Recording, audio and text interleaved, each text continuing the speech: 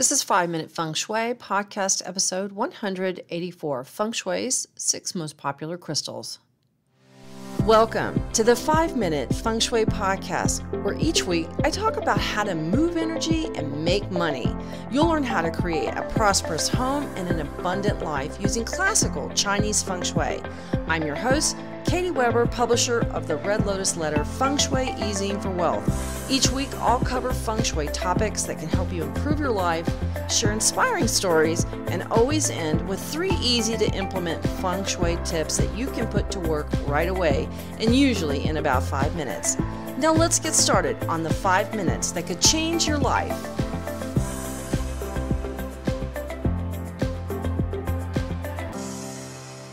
Hey, hello there. It is another Wednesday and it's 5-Minute Feng Shui. I'm happy to talk to you today. I am in Germany. It's been a week of whirlwind travel and I get to meet my friend and client, Patrizia, this morning. She lives in nearby Stuttgart and we are getting together to take in the sights together and get a chance to meet face-to-face. Yeah, we met on Zoom, but today it's actually going to be in the flesh, and I am so happy to have a chance to get to see her, and so grateful for her to come pick me up and take me around and take some time off from work. So thank you so much, Patrizia, and I cannot wait to meet you here very shortly. Well, today is a podcast about some little helpers that you can use in Feng Shui. And these helpers are crystals. Crystals are very, very popular for so many reasons and in Feng Shui. And I'm going to be talking about the 6 that are the most popular in Feng Shui that we see most often and how you can use them and ways that you use them. I'm going to make this kind of a short episode because, well, I've got to get ready. And I want to see my friend, and I want to be ready and on time. So when she shows up, she's not waiting on me. Okay, so let's get talking here about crystals. Crystals have long been thought to possess mystical and magical properties, all the kind of qualities that, associated with wizardry and cool stuff, and not to mention money. Crystals are wealth-enhancing items.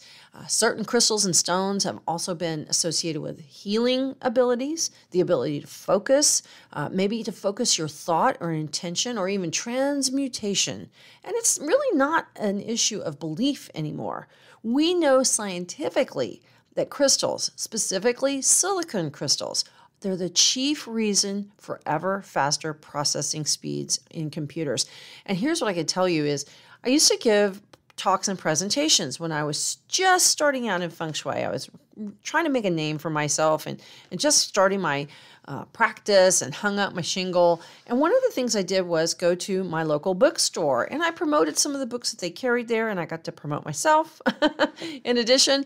But I talked about crystals. And when I first got started, I lived out in Research Triangle Park in North Carolina. So as it turned out, there happened to be a lot of software guys that were out there. And when I started talking, a few of them sat down, and I thought that was really nice. I started talking about crystals, and their eyes started rolling in their head. And I said, so let me ask you, and I point to them, let me ask you back there in the blue shirt. Tell me, what is making your processor chips work faster and faster? Crystals. And I go, well, there you go. It's actually proven. So we know that they are something that can be enhancing and they hold hot thought and intention. Just think about engagement rings. A stone can hold an intention and a thought and emotion. So they have a lot of wonderful energy, but they can also have negative energy if they have negative intention set on them. But I do think in general, though, they are looked upon as the Earth's most highest form. And when you think about that, diamonds and amethyst and citrine, that is the Earth. It's not dirt anymore, is it? It's been focused and transmuted into this beautiful gem. So here's one thing that we know that all gems and stones have in common, and that's the belief that they represent the highest, most beautiful forms of vital and precious earth energies, and they're refined in their coloring, their beauty, and their intrinsic values. Their greatest quality, though, is their ability to magnify energies, especially intention. And that's kind of the idea behind the wish-fulfilling gem. And that's another that's another podcast. I'm not going to go into that. But you can check it out on my website if you're interested in learning more about wish-fulfilling gems. I have several of them, and they're kind of cool to have around, so be sure to check it out. So let's talk about the most popular Feng Shui stones and crystals and how to use them. The first one up is jade. It is the queen gem. Jade is a crystal formation, and because it's of its prize value, it's a valuable one. The coloring can range from white to yellow to deepest green. The greater the translucence, the greater the value jade has.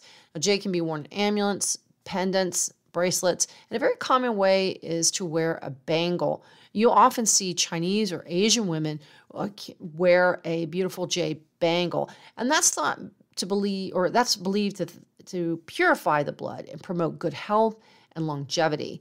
A multi-purpose stone, jade is a symbol of growth, wealth, and prosperity. So when shopping, remember that real jade always feels cold on the skin. The other thing is, if you ever have a chance to go to the jade market in Hong Kong, it is a fabulous and fun place to go. Just, be sure that you know what you're looking for and what you're buying, because sometimes there can be all kinds of stuff mixed in there, but you will find all kinds of cool and neat things. Now, I've even seen lavender colored jade. It's beautiful. Jade is a magnificent stone, and if you want to enhance your home for health and longevity, a beautiful thing to add is some type of jade figure or ornament or accessory. You will see them carved into boats and dragons and, all kinds of shapes. It's a great stone to add to the east corner, especially if it's in that green color. You can also add it to the southeast. Really very, very positive for the east and southeast because of the health aspects as well as the growth aspects. Now let's talk about the quartz crystal. Clear quartz crystal has a lot of feng shui uses. And most of it is around stimulating thought to create harmonious relationships or to help create clear thought and enhance thinking ability. This is why students are often told to carry quartz points that help them do well on their tests and help them focus and concentrate. They can be often made into faceted crystals, smooth crystal balls. Sometimes you'll see the crystal balls, and they are basically what they are, ground quartz that's been fused together. You can see it in jewelry and in crystals in chandeliers. Those beautiful crystals that hang from the lights. And when light is applied to a crystal, it enhances the faceted crystal by throwing prisms of colored light. This rainbow light is thought to be really auspicious and beneficial and can help an unloved person feel loved when they bathe in those emitted colors. So if you can get some faceted crystals that you can hang from the east or west or southwest windows, it really is a beautiful thing to see those light showers, the rainbow showers that go across the room. I've even had a solar battery-powered prism that I bought on Amazon, and when the sunlight hits it, it would turn a little small crystal, and we'd hang it in the window, and it would throw these beautiful rotating rainbows. So if you've been feeling kind of down or anxious, this is a beautiful item to add to your windows to spray out those beautiful colors.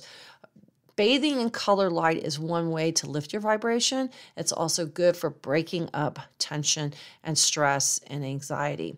Now let's talk about the money stone. And this is citrine. Beautiful and lemony yellow. Citrine is the color of business. It represents the earth elements. And it's also a stone that, with that yellow color, is a stone that makes for good business decisions, because yellow is the color of thought. With its golden hue, citrine is thought to attract wealth and prosperity. So if you're in sales or you're in business or you just want to climb the ladder of success, you would benefit from having a pretty citrine crystal on your desk. I've got a big citrine crystal that I keep on my credenza behind me. Help me think clearly, think business-like, make those good business decisions. And it's a beautiful, beautiful stone. I've seen it in jewelry too. You can sometimes see lemony yellow stones. I think they're just absolutely gorgeous. Great for a businesswoman. So if you know a businesswoman and she likes jewelry, get her a piece of citrine. Now let's talk about the one that I think we see probably more than anything else. There's a close second to that, and that stone is amethyst. With that deep purple color, amethyst is a royally colored stone that's associated with money, big money. Amethyst can be worn as jewelry. It can be displayed in your home. The geodes are also a great addition in Feng Shui because they are believed to possess really great wealth energy. You will often see all of these stones, whether it's citrine or amethyst, used in gem trees, but especially with amethyst.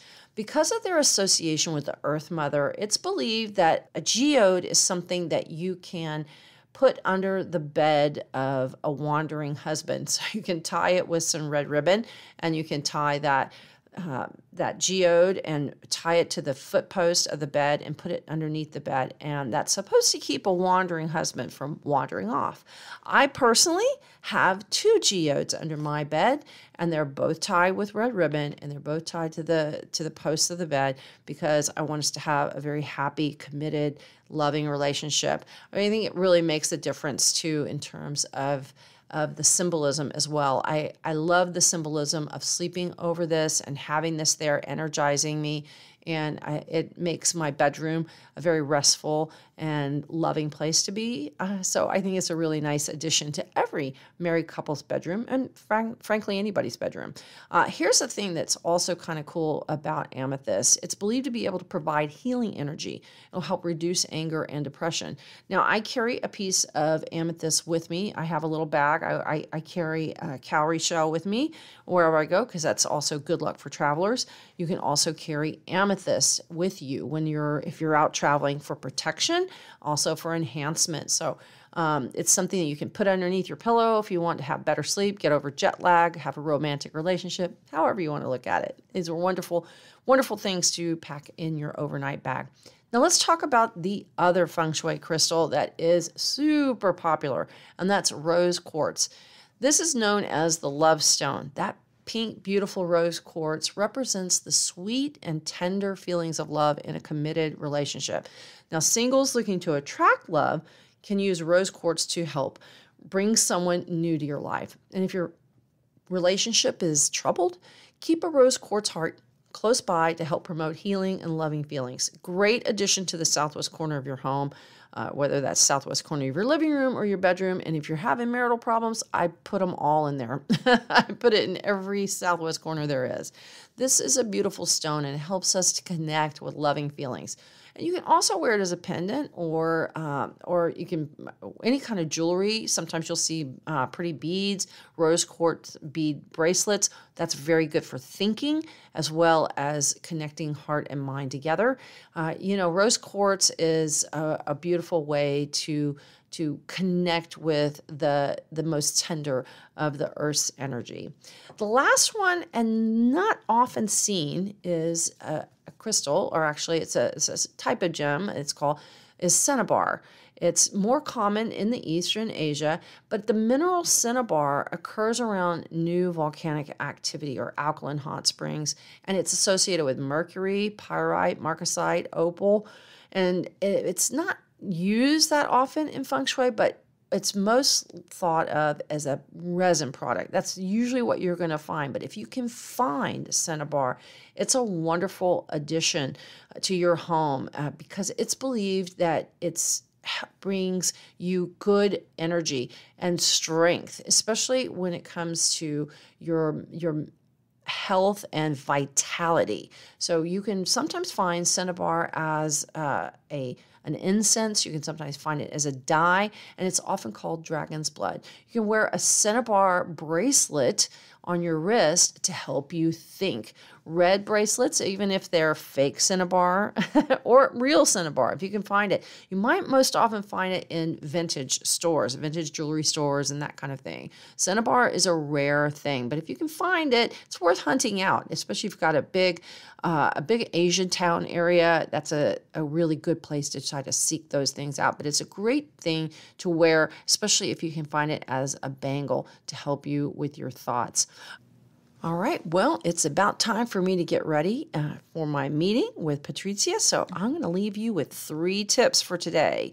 Tip number 1, Amethyst crystals are great for money, wonderful for love, excellent for travel too. Wear them as jewelry for more money.